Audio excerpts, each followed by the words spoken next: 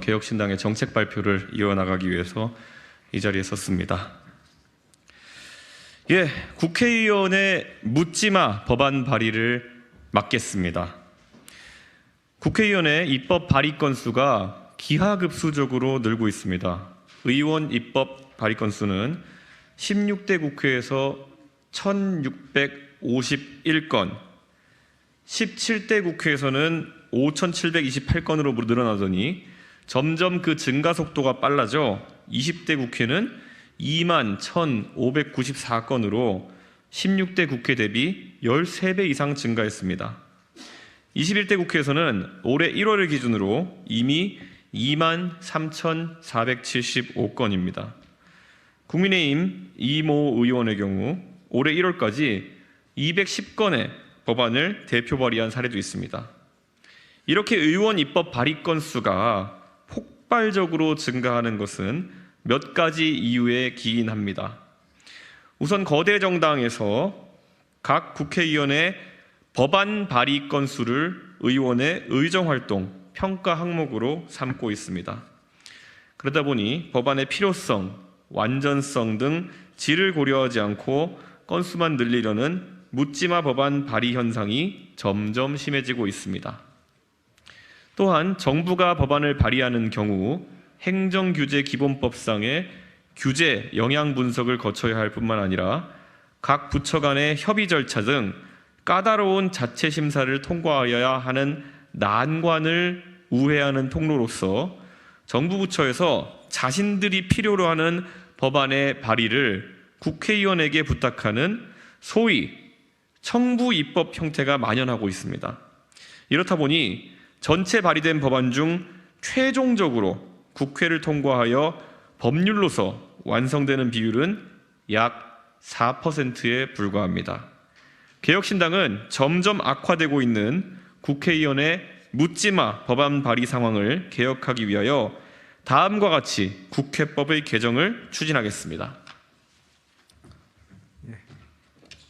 첫째, 국회의원 1인당 임기 내 대표 발의 건수를 50건으로 제한하는 입법 총량제를 실시하겠습니다. 4년간 50건으로 개인 대표 발의 총량을 정하면 법안 한 건당 약 1개월의 시간이 할당됩니다. 법안 발의 사전 검토에 필요한 최소한의 시간입니다. 입법 총량제가 도입되면 보다 신중한 입법 활동을 유도하여 불필요한 법안 심사에 소요되는 입법부의 역량을 최소화함으로써 입법의 효율성을 높일 수 있습니다. 둘째, 위헌 법률의 대표 발의자와 공동 발의자의 내역을 공개하겠습니다. 일명 김여정 하면법으로 불리며 국회 내에 갈등을 부추긴 대북전단 금지법은 2021년 3월 31일 시행된 후 겨우 2년 6개월 만인 2023년 9월에 위헌 결정을 받아 폐기된 바 있습니다. 이렇듯 위헌 법률로 결론난 법안을 대표 발의하거나 공동 발의자로 참가한 사람은 선거 출마 시 법정 선거 홍보물이나 선거관리위원회의 후보 등록 정보에 그 내용을 공개하도록 하겠습니다. 국민은 위헌 입법을 한 후보자가 누구인지와 어떤 내용의 위헌 입법을 하였는지를 알 권리가 있습니다. 위헌 법률 입법으로 인한 소모적 논쟁과 사회적 피해 그리고 국민의 알 권리를 고려한다면 위헌 입법 내역을 공개하는 것이 당연합니다. 국회 개혁의 방안으로 의원 정수 축소나 세비 감액을 주장하는 경우가 많으나 국회가 해야 할 일을 더 잘하게 만드는 것이 인원과 비용을 줄이는 것보다 더 중요하다고 할 것입니다. 국민이 실질적으로 변화를 체감할 수 있도록 개혁된 제22대 국회를 만드는 데 개혁신당이 앞장서겠습니다. 감사합니다.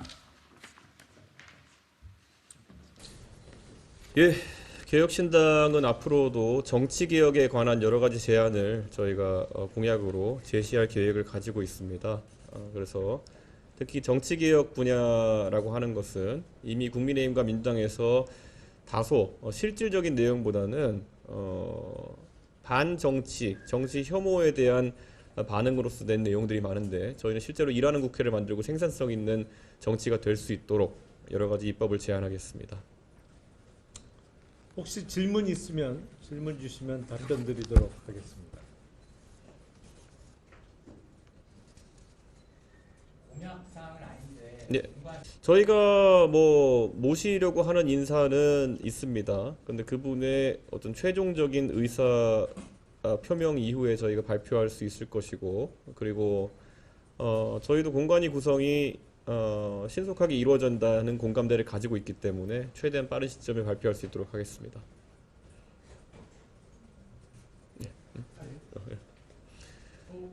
저는 지금 오늘도 노원구에서 출퇴근하면서 저는 노원에서 계속 살아왔고 사람들과 아침 인사를 나누면서 이렇게 정치를 해왔습니다. 그렇기 때문에 노원구 출마라는 것에 대해서 제가 이번에 최종적인 결심을 하기 전까지 저희 지역구는 노원병이고요. 그리고 이번에 선거구 조정 등으로 인해 가지고 사실 선거에 대해 가지고 여러 가지 변동 사항이 있을 겁니다. 특히 제가 노원병이 노원을과 이제 합쳐져서 노원을로 바뀌는 과정이 있을 겁니다. 근데 그런 것들 끝까지 예의주시하면서 제가 판단할 수 있도록 그렇게 하겠습니다. 제가 그 방송에서 이야기한 것처럼 다른 지역도 전략적으로 검토를 하고 있는 건 사실입니다. 하지만 지금 시점에서는 당의 전략적 선택이라고 하는 것은 최종적으로 내리기 어려운 상황이기 때문에 판단을 유보하고 있습니다. 예.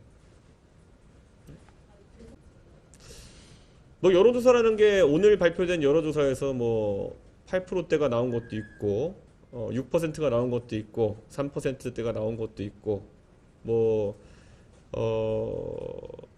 면접조사냐 ARS 조사냐 여러 가지 기준에 따라 다르게 나오지만은 저는 신생정당에 있어가지고 인지도를 높이고 주요 인물들이 누군지를 파악하는데 국민들이 시간이 걸린다 이런 생각도 하고 있습니다. 과거 2016년에 국민의당의 사례를 본다 하더라도 지금 시기에 아마 지지율이 7% 정도 이렇게 나오던 시기가 있었던 걸로 기억합니다. 그렇기 때문에 저는 큰 걱정은 하지 않고 저희가 개혁신당이란 이름에 걸맞게 이런 정치개혁과 사회개혁의 아젠다를 꾸준히 발표하면서 선거에 임하도록 하겠습니다.